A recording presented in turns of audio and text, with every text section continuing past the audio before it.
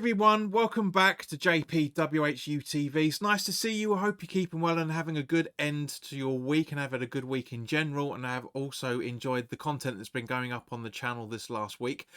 But this is the preview of West Ham's 12th away game of the 24-25 Premier League season, where we travel to Stamford Bridge in West London to take on Chelsea this Monday night for an 8 o'clock kickoff under the lights, live on Sky Sports again, while the transfer window is close to closing again. But as always, guys, this video is sponsored by the channel sponsor 3retro.com.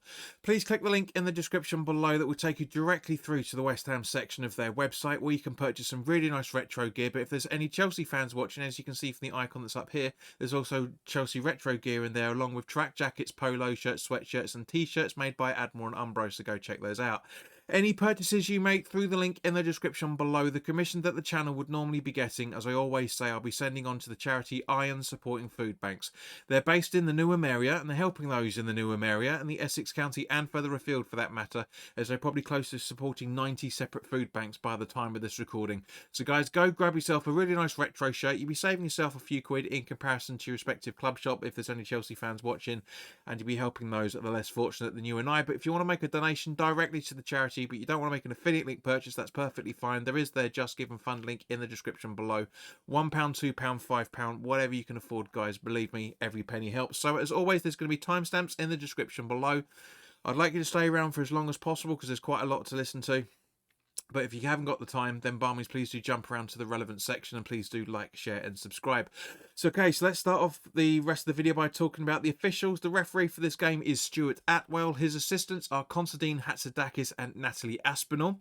The fourth official is Gavin Ward. On VAR, we've got Michael Salisbury, and his assistant is Tim Wood. So it's nice to see that there's more women getting involved in the decision making, and just hopefully that there's going to be a bit more respect than normally happens, especially at Stamford Bridge. Now, our last 6 away games in the Premier League at Stamford Bridge shows we've won 1, drawn none, and lost 5, scoring 2 and conceding 12. And as we remember, guys, the last when we played them at the start of the season at home at the London Stadium, we lost 3-0. A brace from Nick Jackson before half-time, and one from Cole Palmer early on in the second half. Now, of course, this is going to be Graham Potter's first return to the Bridge as an opposing manager since he was sacked 18 months ago, or however long ago it was now. But while he was in charge of Brighton, Potter has visited the Bridge 3 times, drawing twice, losing once, and his side has scored twice and conceded 3. So it could be very interesting. It was good to see on the pre-match interview that you saying that, you know, he didn't have any issue with any of the fans, so he's looking forward to seeing what his welcome is going to be. But you never know nowadays. Now, in terms of the Premier League table, Chelsea are 6th in the Premier League table, equal on points and goal difference with Bournemouth after 23 games, winning 11, drawing 7, losing 5, scoring 45 goals and conceding 30 on 40 points. And in the WhoScored.com home Premier League table, they are 4th in the table with 5 wins, 4 draws, 2 losses, scoring 20, conceding 14 on a plus goal difference, and their average points per game so far at home is 1.73 points per game. And of their last 5 home games, they've won 3, drawn 1 and lost 1. So quite a mixed bag of results for them, and I'm kind of feeling relatively optimistic about this, touch wood.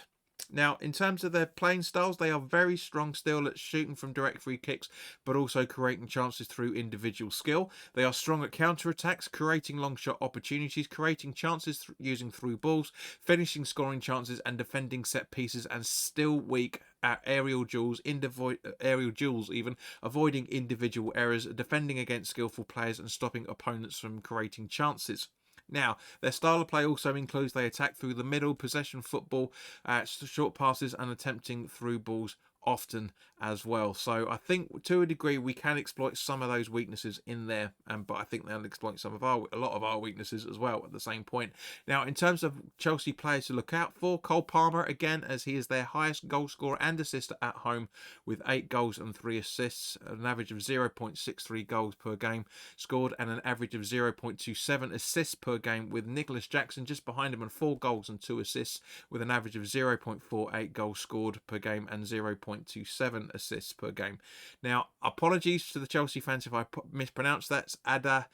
Biagio, I think, is their highest aerial duel winner with an average of 2.4 aerial duels won per game, with Reece James just behind him on 2.3. Now, in terms of the style of play as well, will Chelsea be playing the high line again? Will we, for that matter? We were doing that against Villa. You know, sometimes that can go against Chelsea, sometimes that can go for Chelsea, so we'll have to wait and see. Can we force their goalkeeper Sanchez to make his 6th error of the season so far to sneak in a goal? He's made 5 errors that has resulted to a goal so far this season. Hopefully we can make it 6. Both teams to score, I can totally feel this, but I do think we won't be enjoying it all that well. Now, also Chelsea play Brighton at the end of this fixture week in the 4th round of the FA Cup, so there's more than likely going to be some squad rotation, and as a result of that, let's talk about their injuries. Wesley Fofana is out with a thigh injury until early May. Badashile, I think you pronounce that, and Lavia is out until middle of February with their respective thigh injuries. Kellyman has no return date from his hamstring yet, and Modric is obviously still suspended from failing the drugs test. Wiley has been out with a shoulder injury but may be back for this fixture, and as may David Fofana from his knee injury. So we'll have to wait and see from that one. Now, in terms of West Ham, the Aston Villa away game was when we got the point.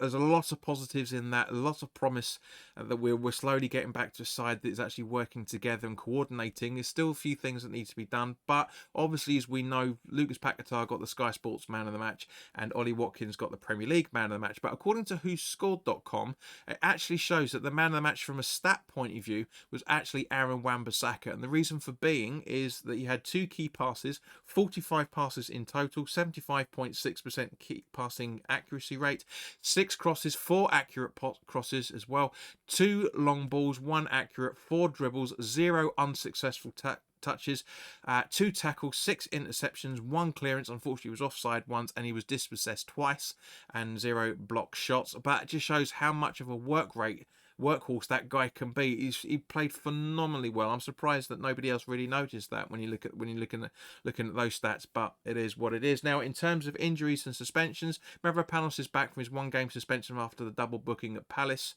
so hence him missing the Villa game. Bowen and Somerville missed a late fitness test for the Villa game, but again, obviously will be assessed again before this fixture. Now, in terms of their injury news itself, Graham Potter said in the pre-match interview that they're hopeful about Bowen. He's got a few days left to train still, but hopeful. Fulkrug's out of the equation. They're monitoring Paquetá as well, for that matter, because it looked like he picked up a bit of a groin strain, but was able to play the majority of the game anyway against Villa. And as a result of it, guys, also that it's still touch and go for Somerville as well. So that brings us around quite nicely to the starting 11. So as always, guys, put your comments in the comment section below. Let me know what starting 11 you would put out if you were in charge of West Ham United. And this is the starting 11 that I would like to see if I was in charge. Areola in goal, with a back four of Wan-Bissaka, Casey, Kilman and Skulls. Orford in the defensive midfield position, with Souček in front of him supporting Gilherme, Soler and Kudus, with a jailer up front.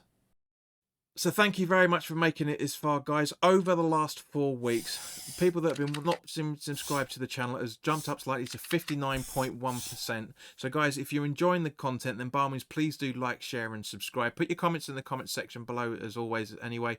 But guys, we will be doing the watch along for the game on Monday night, so keep an eye out for that. It'll be around about 7:45.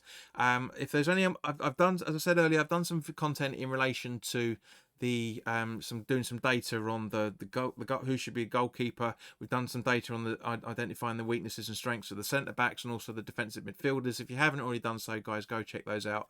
I'd like to see what you guys are thinking on it. But in the meantime, if there's anything else I can think of, because the midfield one isn't really all that relevant, because we've only got a handful of midfielders outside the players we've already spoken about, so it's not really worth doing a video as yet. But in the meantime, guys, enjoy the rest of your week. Have a cracking weekend, and I hope to see you very, very soon. All the best now. Take care.